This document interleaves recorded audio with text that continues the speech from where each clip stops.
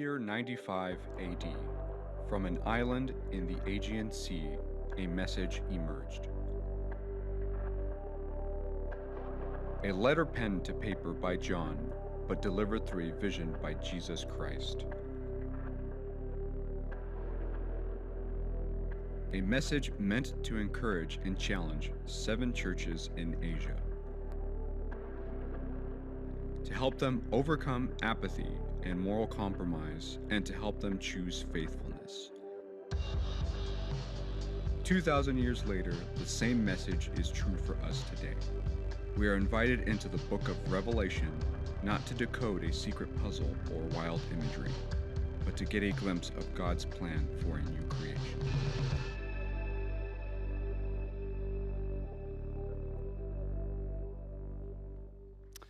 Well, good morning, everyone. 11 a.m. We're here. Those watching online, welcome to you guys. And real quick, I just had a sense as we were worshiping in the beginning. I think there's just an invitation to go deeper in worship this morning. I mean, that's always an invitation, but maybe a unique one. And so if you're here and you're hungry, just lean more into that. Lean more into that. If you're new, my name is Mark, lead pastor here at The Bridge, and we are in week 6 of a series in Revelation, as you can tell. Here's where we're at.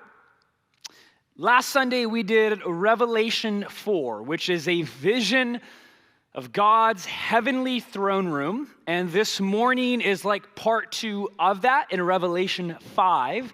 In fact, Revelation 4 and 5 really are kind of like one vision. They are separated in our Bibles by the chapter marks, but those were not originally there, obviously, in the Greek manuscript. So these go together, and it's a continuation of the vision that John has been given.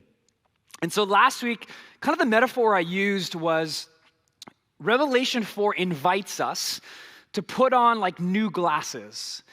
Because whether we're aware of it or not, actually our earthly vision is a bit distorted. It's like when you need to go get your eyes checked, but you aren't aware of it. And then you put on the glasses and you're like, whoa, now I really see things. Like this is 4K, HD. That is what Revelation 4 is supposed to do to us. It may not appear that way here from an earthly perspective, but once we put on the lenses, we actually see reality for what it is. Revelation 5 now, to use another metaphor, it's almost like we're given a camera and it zooms in even more. The picture becomes even more magnified and focused and up close. And so here we go, Revelation chapter 5. The question is, what do we see next in this vision once we zoom in? If you need a Bible, we do have these under your chairs. This is what I'll be reading from. People ask all the time, can I take them? Absolutely. If you don't have a Bible, we want you to take this home. Don't ask, just take it. It's free. So page 839. Then I saw in the right hand of him who sat on the throne. And so this is God the Father, same vision from Revelation 4. I saw a scroll with writing on both sides and sealed with 7 seals. And I saw a mighty angel proclaiming in a loud voice, "Who is worthy to break the seals and open the scroll?" But no one in heaven or on earth or under the earth could open the scroll or even look inside of it. Verse 4, I wept and wept because no one was found who was worthy to open the scroll or look inside. Stop right there real quick. What's all this scroll stuff? When I first started doing some research on this, it was really confusing to me. So let me address 2 things. First, what is this scroll? As we've been saying for 5 weeks, Revelation is full of symbolism. That is the way that apocalyptic literature worked in the first century. And so you have this scroll in the right hand of God the Father. And here's what we think the scroll means. It signifies history. Like the climax of history. Like, what is God going to do to fix this earth, to bring it to its kind of designed climax and purpose and fulfillment? This scroll represents God's plan to set this world right, to eradicate all evil and sin, to cleanse it, as we like to say around here from the Lord's Prayer, to bring heaven to earth. And so that is what this scroll symbolizes, the grand meaning of history, of world history, of your history, of my history. And then there's 7 seals on it. What does that mean? We'll put up a picture here on the screen. This is a model of what we think it would have looked like. It's not an actual picture, to be clear.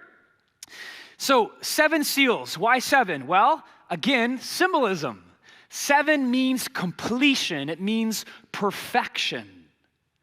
So there's 7 seals. Seals in the ancient world, they were like stamps that signified that someone powerful, someone who was an authority, validated the content of the scroll.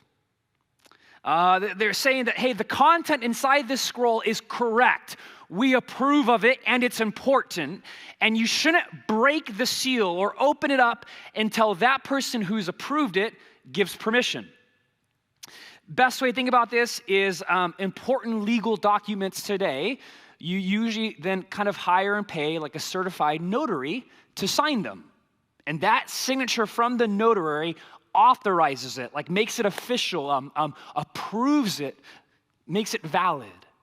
Very, very similar to what these seals are on this scroll. It was kind of like an ancient version of like a notary, if you will. And the thing is, if someone tore open the scroll, it would break the seals. And it would become obvious then that someone opened it up. And so it was also a protection, not allowing someone to open it, because the only person who had that exact same seal, that stamp, was the authority. So it was like their personal signature.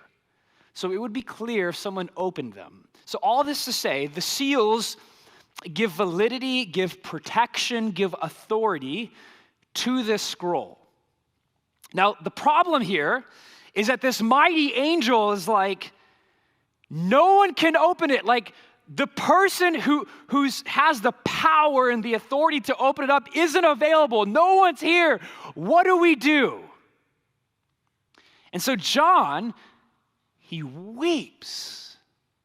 And in the Greek, this is like a really strong term. Like, it means like weeping and crying, not just shedding a couple tears. And as I was thinking about this is the question of every generation. I mean, especially, I don't know about you, but I've been following very, very closely what's going on in Gaza with Israel and Palestine. And it's just like, man, who's going to fix this? Like, we have so much technology. We have AI, we have drones, we can go to space. I just read something about an astronaut spending a year in space. You have Israel's Iron Dome resistance missile thing. We have everything, technology, medicine, science, all this stuff, and nobody can stop war still. So this is like the question of every human, of every generation. God, where are you? Are you going to fix this? Who has the power and the authority to make this thing right? Where are you? John and us today, we receive an answer. Verse 5. Then one of the elders said to me, do not weep. See, the Lion of the tribe of Judah, the Root of David, has triumphed, and he is able to open the scroll and its 7 seals. All right. This is so important. I cannot overstate this. This vision that we are about ready to cover is the theological core of the book of Revelation. People who misinterpret Revelation, it's usually because they misinterpret this vision right here. So like, this is super, super important. We have to get this right. And in order to do that, we got to do some work to understand what John is seeing here in this vision. So The elder says this, the Lion of the tribe of Judah, the Root of David, has triumphed. Now, those words and those phrases come straight from the Old Testament. And they come from two really, really important passages, and I'm going to touch on them right now. First one is Genesis 49, 9 through 10. Don't worry about turning there. And the second one is going to be Isaiah 11. So what is the phrase? Why does he say the Lion, the tribe of Judah? Like what's going on here? In the first book of the Bible in the Old Testament, the book of Genesis, towards the end, there is a promise given about a grand king, a ruler, who will come through the tribe of Judah. There were 12 tribes in in Israel, and Judah's one of them. And it was said that it's through Judah that a king will come to rule over the nations. So, Genesis 49, 9 through 10, here it is. You are a lion's cub, Judah. You return from the prey, my son. Like a lion, he crouches and lies down, and like a lioness who dares to rouse him. You do not mess with Mama Lion. The scepter, a scepter is a symbolism of authority for a king or a queen, gold and jewels on it. The scepter will not depart from Judah, nor the ruler's staff from between his feet, until he to whom it belongs shall come, and the obedience of the nations shall be his. So Israel, for centuries, has Genesis 49 front and central in their mind. Every Jewish boy and girl would know this. And so they were waiting for a lion from the tribe of Judah to come. Lions in the ancient world symbolize strength, courage, bravery, might. This was a military, nationalistic, strong king. This is who they're waiting for. Now, Root of David. What's up with that part? Isaiah 11, 1 through 10. Not going to read all of it. Here's what it says. A shoot will come up from the stump of Jesse. Jesse is King David's dad. So you can all kind of say the stump of David, because Jesse is David's dad. The stump of Jesse, and here it is, from his roots, a branch will bear fruit. And the Spirit of the Lord will rest on him, and he will strike the earth with the rod of his mouth, and with the breath of his lips, he will slay the wicked. Your spouse thinks you have bad breath in the morning, or your roommate. How about breath that can slay the wicked?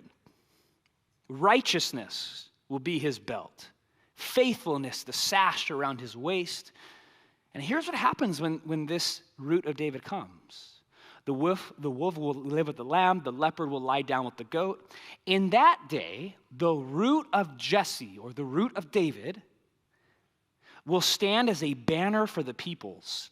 And the nations will rally to him, and his resting place will be glorious. So here's what's going on. Israel, thousands of years, is waiting for this lion-like, ferocious, strong, mighty military king.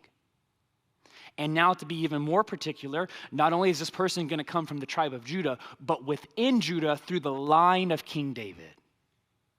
This is who they're waiting for. And so John, this elder, says, hey, good news. Someone can open the scroll. Someone has the power and the authority to break the 7 seals, and it's the Lion of the tribe of Judah.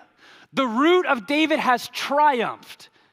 And they're like, oh, of course. This makes sense. We've been waiting for this. Are you ready? Because what happens next in this book should radically change the way that we understand the kingdom of God. Verse 6. Then I saw a lamb, looking as if it had been slain, standing at the center of the throne, encircled by the 4 living creatures and the elders. Whoa, whoa, whoa. I thought you just told me that a lion of the tribe of Judah. I thought you just told me like a strong, ferocious, courageous, brave, roaring lion. A lamb? What? And not just a lamb, like a slaughtered lamb. And the Greek emphasizes this, like the slaughtered part. And it's like a little lamb, like Mary's little lamb, slaughtered, throne of the universe.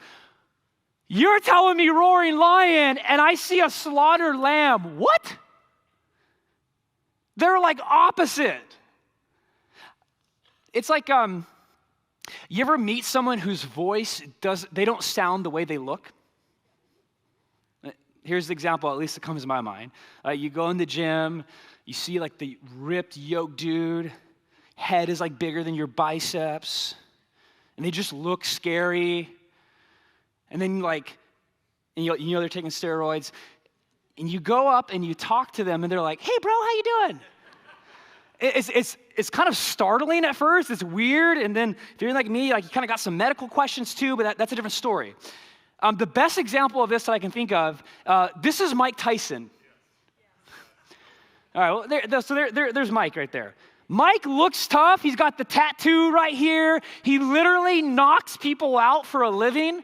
And not only does he knock people out for a living, or he used to, like homeboy bit someone's ear off in the ring. Remember that? But then you hear Mike Tyson talk in an interview, and he's like, "Hey guys, how we doing?"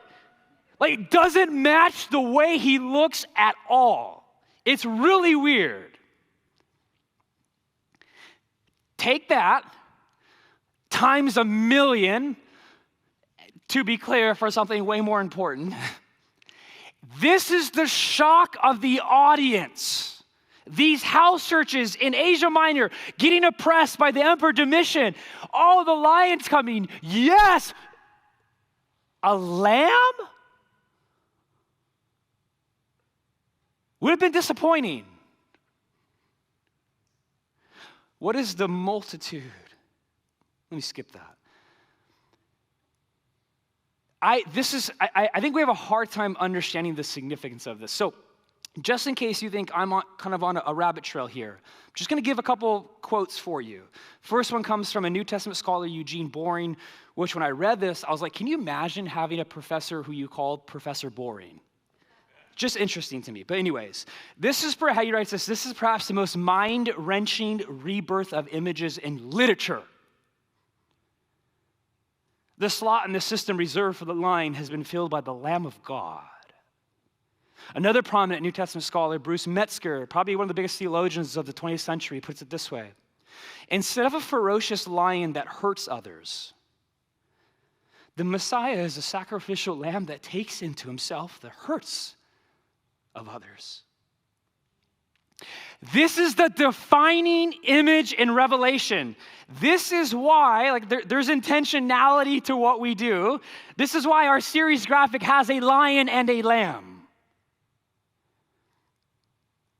Revelation means disclosure, an unveiling of Jesus. Not an unveiling of the end times, though that's included in it, but its focus is an unveiling of Jesus. He's the center. And we thought he was going to be a lion, but we get a lamb. This is provocative. This is revolutionary. This makes us feel uncomfortable, or at least it should. Another New Testament scholar, Richard Hayes, puts it this way. I think this is the best summary. The shock of this reversal discloses the central mystery of the apocalypse. Apocalypse is Greek for Revelation. God overcomes the world not through a show of force, but through the suffering and death of Jesus, the faithful witness. God saves the world. Not through force, but through a slaughtered little lamb. Now, perhaps your reaction to this, Mark, I want a strong, courageous, ferocious Lion King. Lion King, I'm not talking about the movie there. Is Jesus weak? Is Jesus a wimp? Is he just like a doormat that lets people do to him whatever? Let's continue on, verse 6. The Lamb had 7 horns and 7 eyes, which are the 7 spirits of God sent out into all the earth. In the ancient Jewish first century world, horns were a symbol of authority and power and strength, meaning Jesus, as the slaughtered lamb, has perfect power and strength. Eyes. This means that Jesus has perfect vision, wisdom, and perception. He sees everything out in the world. Nothing slips by him. He is all-knowing. Nothing gets past him. He is brilliant. This is why the multitudes in heaven in chapter 4, right before this, where they're bowing down and worshiping the Father and the throne.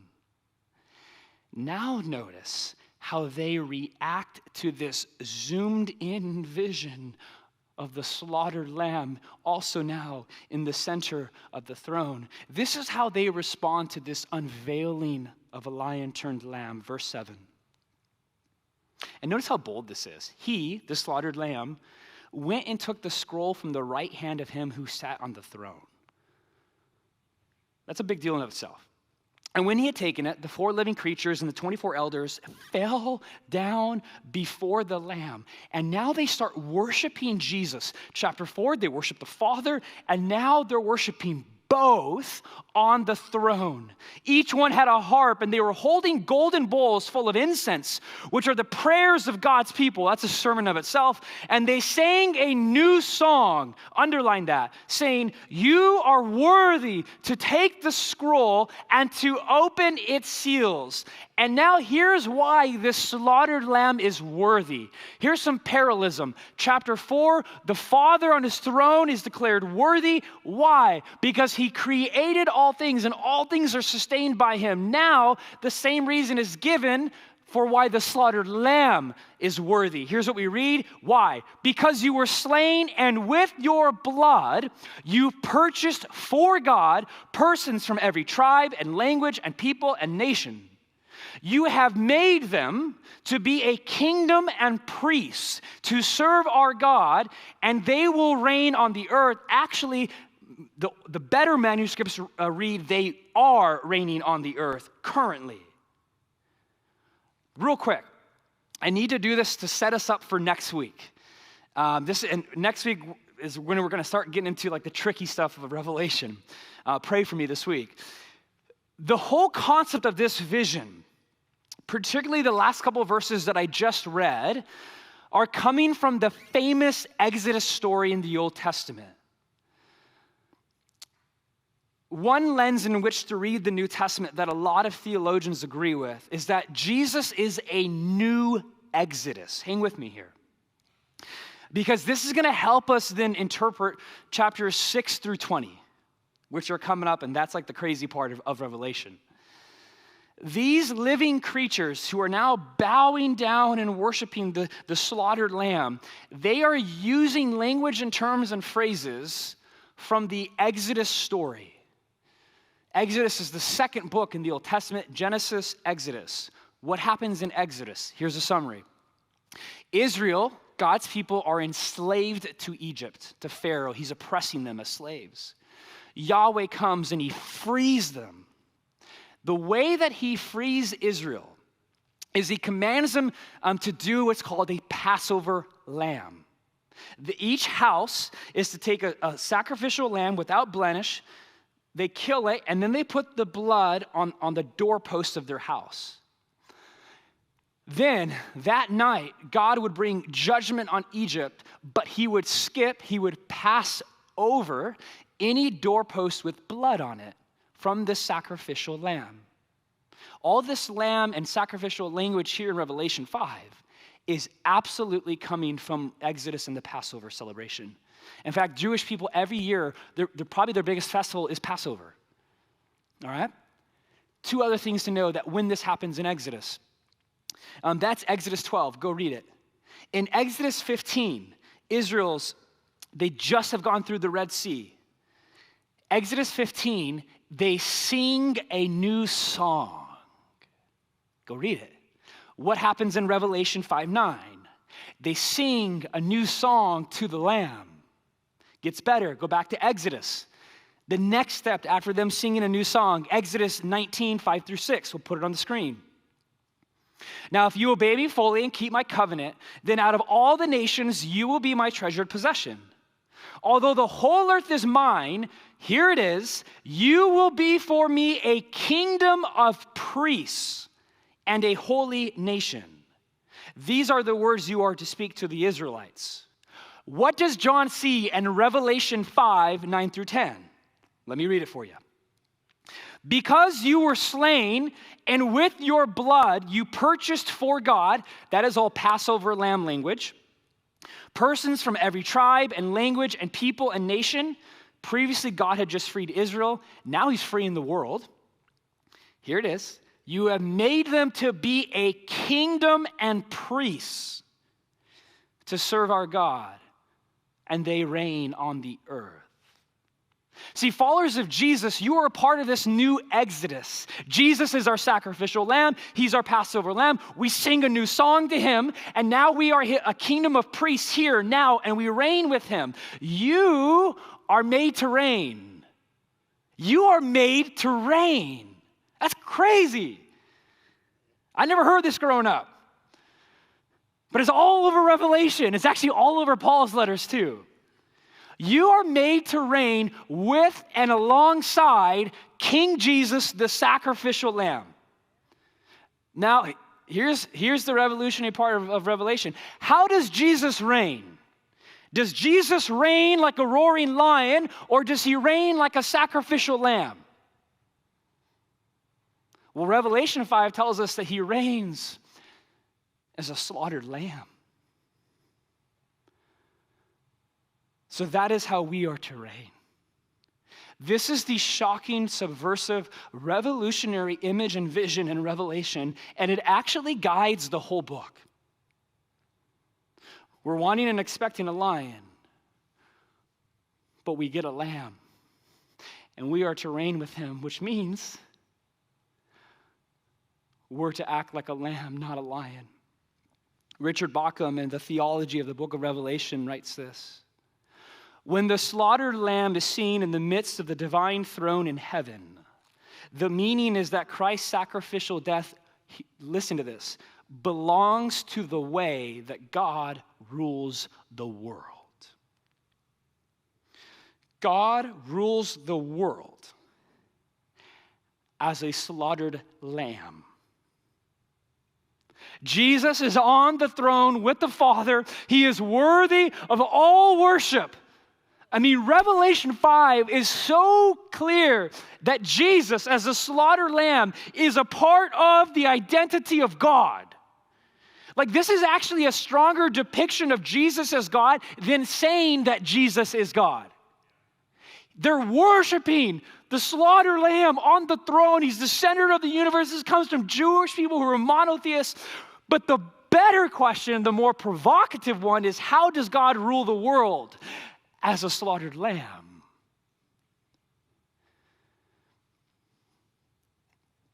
To parse this out for us in words way better than I can, I'm actually going to read a pretty lengthy quote. This comes from Darrell Johnson, Discipleship on the Edge. It was a book that we had back out there as a resource. And he summarizes Revelation 5 for us and this whole idea of reigning with Jesus. Here's what he puts. The crucial question is, how does the Lamb reign in the world now? And in order to understand what it means for us to reign with him, we need to understand what it means for him to reign. That is what Revelation 5 reveals. That is the secret of history. The secret of God's victory on the cross is the secret of all other victories. The cross is not only the ground of our salvation, meaning it's how we're saved, it is also the pattern of our salvation, the way of our salvation. Evil is overcome only one way, by the power of sacrificial goodness. Evil is not overcome by more evil. Evil begets more evil. Violence begets violence. Hatred begets hatred. Only sacrificial goodness can finally stop evil in its tracks. Evil is only defeated when it is outmatched by sacrificial goodness. This is the secret of the scroll in the right hand of the Almighty. Things are not as they seem. The kingdom of heaven comes on earth through sacrificial love. The Lamb is on the throne, not the lion. The Lamb reigns over the universe. He reigns not by hurting others, but by taking the hurt of others into himself. And he calls us to reign with him and to reign his way. This is not weakness, 7 horns. This is not foolishness, 7 eyes. This is not passivity. It's just that we're not going to echo the ways of evil. We are trusting that the Lamb knows the way. How's that? All right, I'm going to go off script here. 9 a.m., didn't get this. This is what the Beatitudes are. I don't think we take the Beatitudes seriously, though. It's interesting. And something that we're supposed to take literally, the Beatitudes, we don't take them literally. Turn the other cheek. Love your enemies. Pray for your enemies. Bless those who persecute you. That's the way of the Lamb, not the lion. This is what Jesus lived out, not only to save the world, to purchase us and cleanse our sins, but it was the way that he overcame evil. So I am more convinced than ever that American Christians are hungry for power, for victory, to conquer. What's fascinating about Revelation, one scholar I read calls it a resistance document. Revelation actually uses those same words. It uses words like victory and conquer. Talks a lot about power, mainly about the Roman emperor and his power. What's fascinating is that Revelation redefines and subverts those words. And that's where it's a resistance document.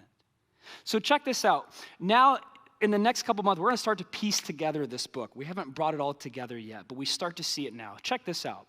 So in chapters 2 and 3, you had the 7 letters to the churches that we talked about. How does Jesus end each one of those letters? He says this, to the one who is victorious.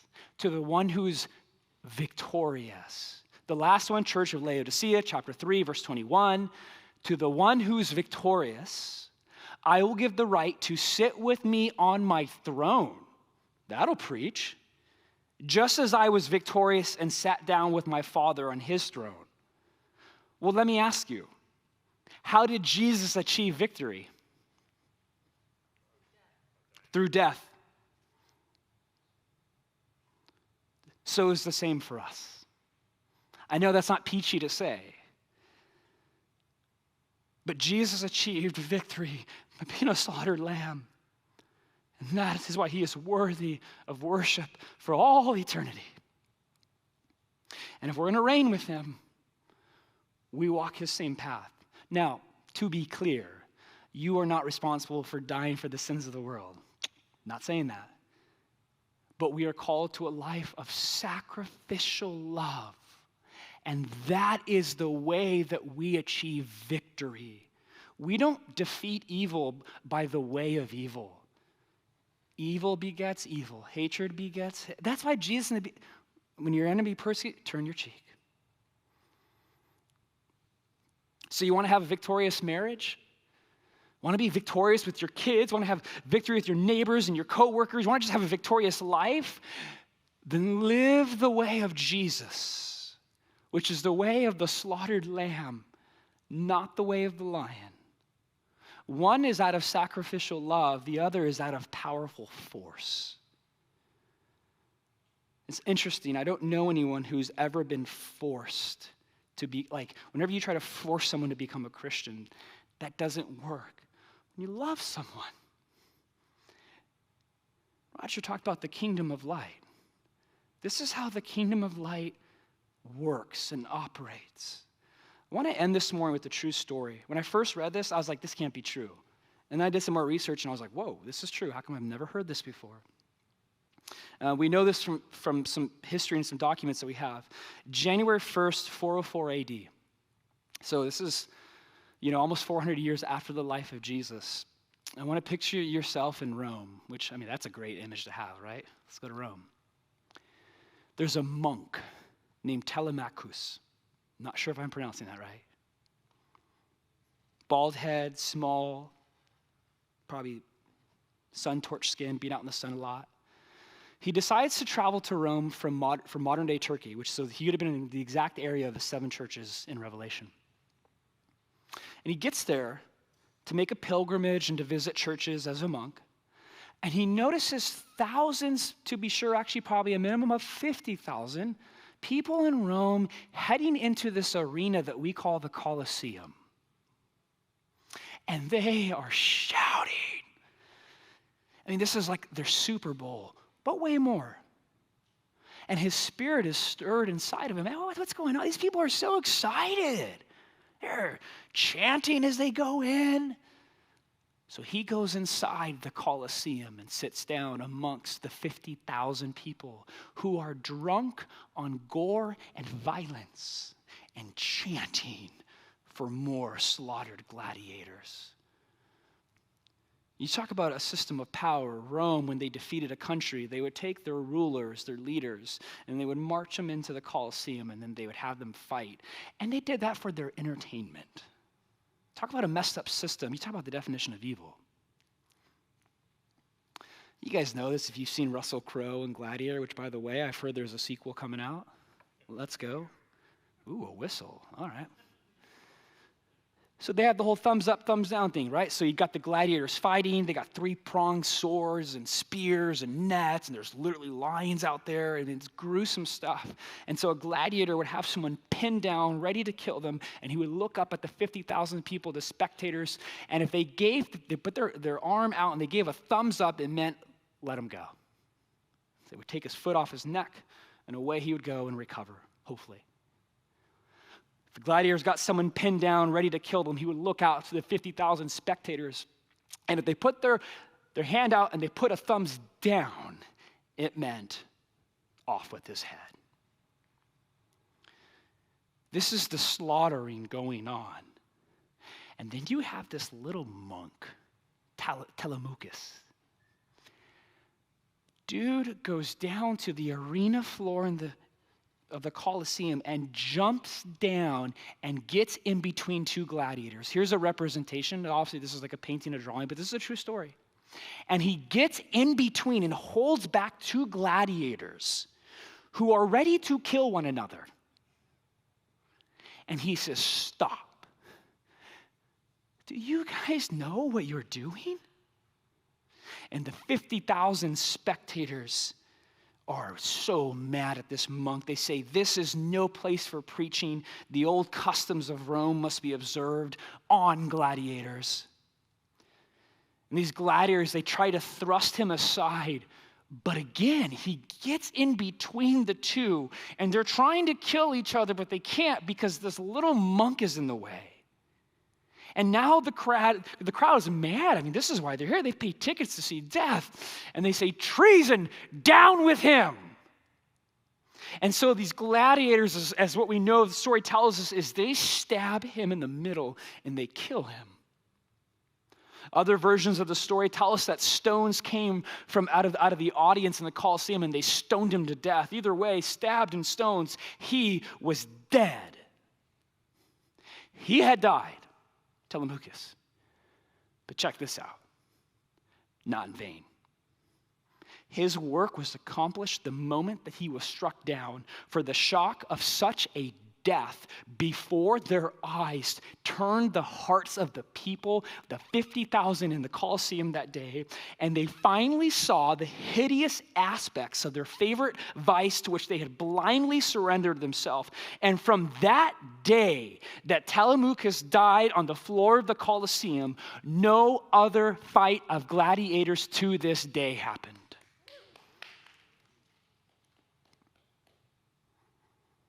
That is how the gladiator games ended. Again, Darrell Johnson writes this: the apparently weak act of an apparently foolish human broke the back of evil. That is the mystery being opened for us in the last book of the Bible. And it has been repeated thousands of times throughout Christian history. This is the lion turned lamb. I think of Martin Luther King Jr. We got a long ways to go in the battle against racism. But I do know in the civil rights movement, you talk about a man who used sacrificial goodness to confront the horrible evil of racism and to make a lot of steps forward. That's an example. This is chiefly shown in the sacrificial Lamb of God, Jesus Christ on the cross, overcoming evil with good. So here's how I want to transition us to our response time. The worship team is going to come back up. The best things about Revelation 4 and 5, as I said last week, is that, our call is just to worship. Like, that is the response. It should always be the response. And here's what I want us to do. I'm also going to invite forward the prayer team. So they're going to stand up here during worship. If you need prayer for anything, man, I think I need prayer. We all need prayer. Just come forward. Let them pray over you. They're safe people. But here's how I want us to transition. We're going to put up on the screen now Revelation 5, 11 through 14. And I intentionally haven't read this part yet. This is how this vision ends. It ends with a call to worship. And so I want us to fix our eyes on this slaughtered lamb who is worthy of our worship. He's at the center of the universe. I just want us to stand right now. And we are going to say these words out loud together. So say them out loud together. I'll lead us. And then Aaron and the team are just going to take us right into the throne room. So let's read this together. Then I looked, and I heard the voice of many angels, numbering thousands upon thousands, and 10,000 times 10,000. And they encircled the throne, and the living creatures and the elders. In a loud voice they were saying, "Worthy is the Lamb who was slain, to receive power and wealth and wisdom and strength and honor and glory and praise." And then I heard every creature in heaven and on earth and under the earth and on the sea and all that is in them, saying, "To him who sits on the throne and to the Lamb be praise and honor and glory and power forever and ever." And the four living creatures said, "Amen." And the elders fell down and worshiped.